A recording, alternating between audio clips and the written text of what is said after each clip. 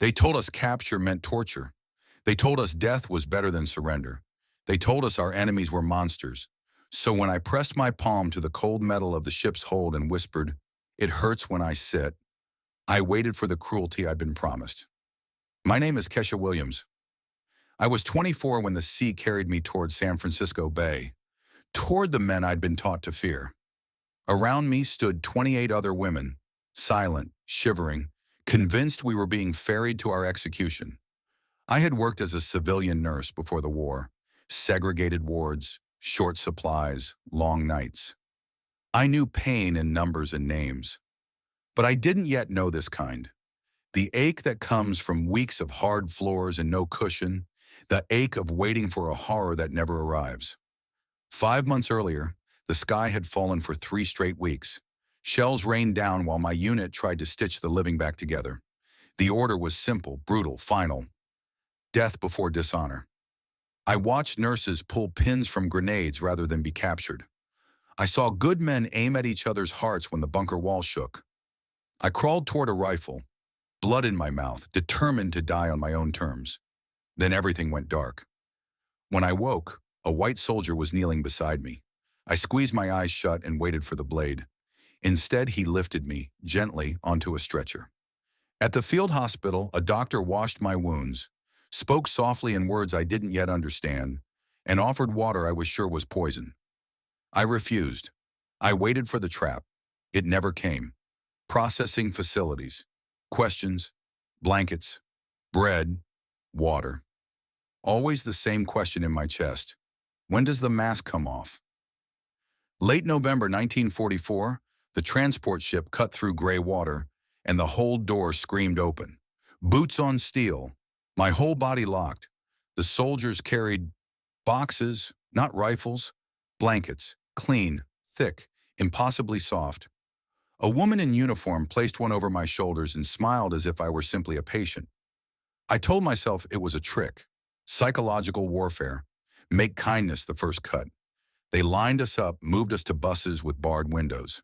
San Francisco rolled past, bright storefronts, coats without patches, faces unafraid. Angel Island rose out of the water, neat and orderly, like a photograph in a textbook.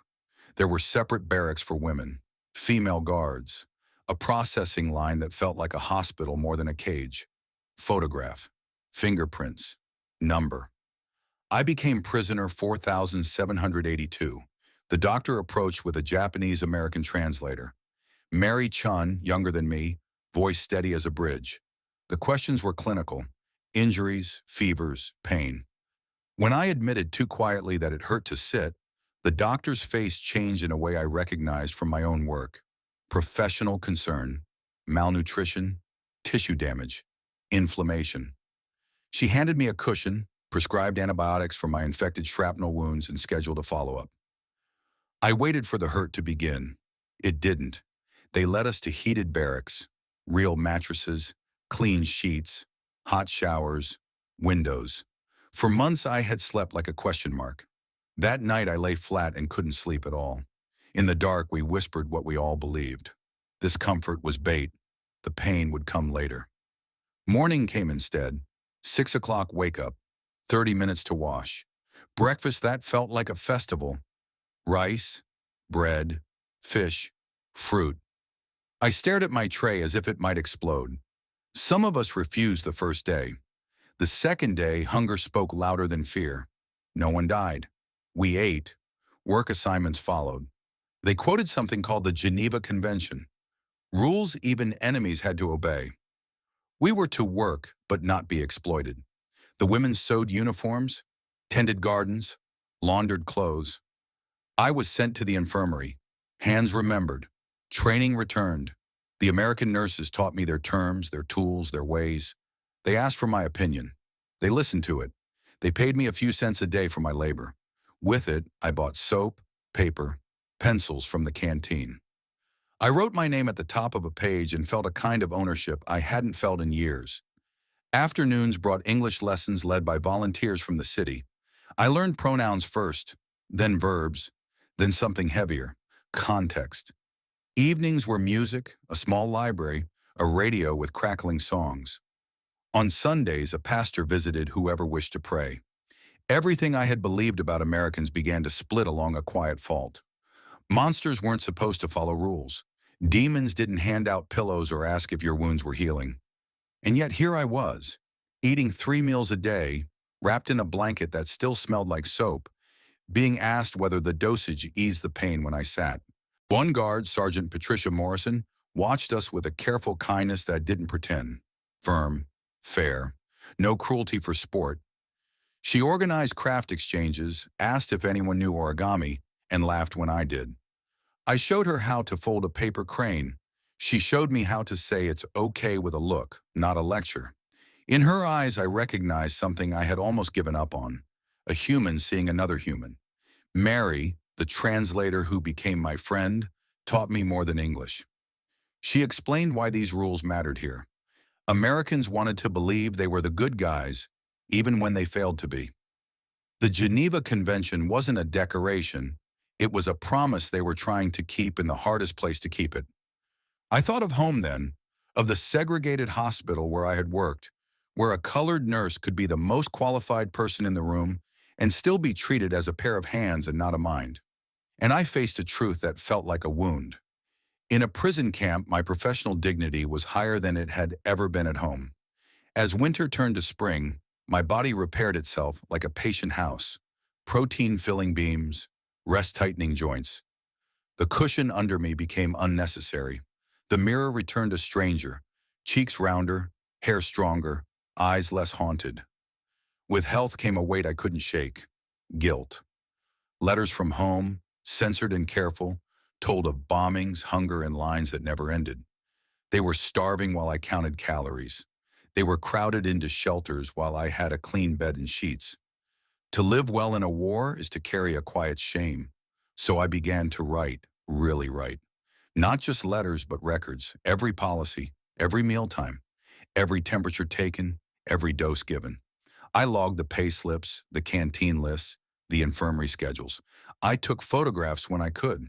I documented page after page because I knew what waited on the other side of surrender. Disbelief. You're lying. You were brainwashed. You're ungrateful. Evidence would be my translator when Mary wasn't there. By summer 1945, rumors moved faster than radios. Atomic bombs. Surrender. A war collapsing on its last supports. And I decided, before the gates opened, I would open my mouth. With Mary's help, I organized a small press gathering on Angel Island, a room full of skeptical eyes and notebooks. I stood behind a table stacked with proof and spoke in an English that finally felt like mine. My name is Kesha Williams, prisoner 4782, I said. For 10 months I have documented my treatment here. I was taught that Americans would torture me. Instead, I found structure, food, medicine, rules, and people trying to live up to them. I laid out the photographs of clean barracks, medical charts with careful signatures, statements from guards about training in the Geneva Convention. Reporters scribbled, flashes popped. Then I said the thing that cracked the room open. As a black military nurse in a segregated system, I have received more dignity here as a prisoner than I received at home as a citizen silence, the kind that listens. A colonel tried to shut it down, called my words propaganda. I answered with records, letters from my family describing segregated bases, supply shortages, the ways a uniform didn't erase a color line. Then Sergeant Patricia Morrison stepped to the microphone and did what courage does when it's finally tired of waiting. I can confirm every word, she said. We treated these women according to our principles.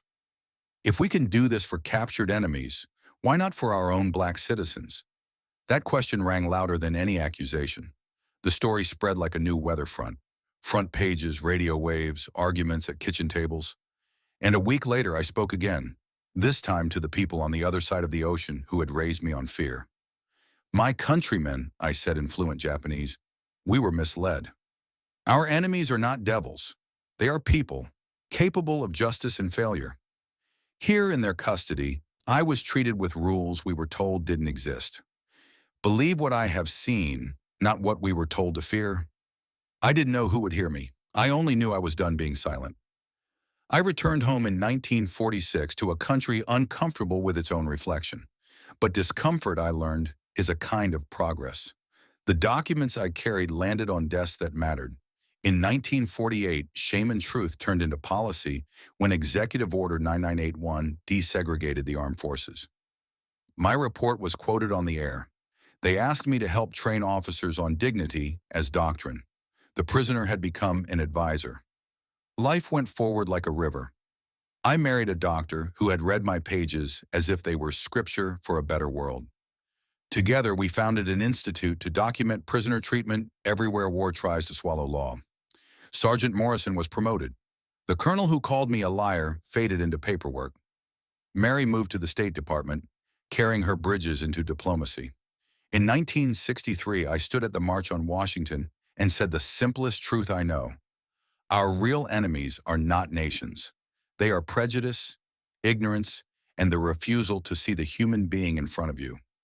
Years later, students studied my files in the National Archives. Some called me a symbol. I prefer the word witness. Symbols can be argued with. Evidence cannot. I lived long enough to see a black family in the White House.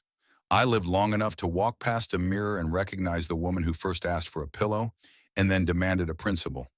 When I finally laid down the weight of years, my family carved a line I had earned. She turned imprisonment into purpose, pain into power, injustice into change. If you hear anything in my story, hear this. The sharpest weapon against hypocrisy is the undeniable truth, spoken clearly and recorded carefully. Treat even your enemy with dignity, and you might embarrass your own country into becoming what it claims to be. If this moved you, subscribe, because some stories don't just entertain, they change what we believe is possible.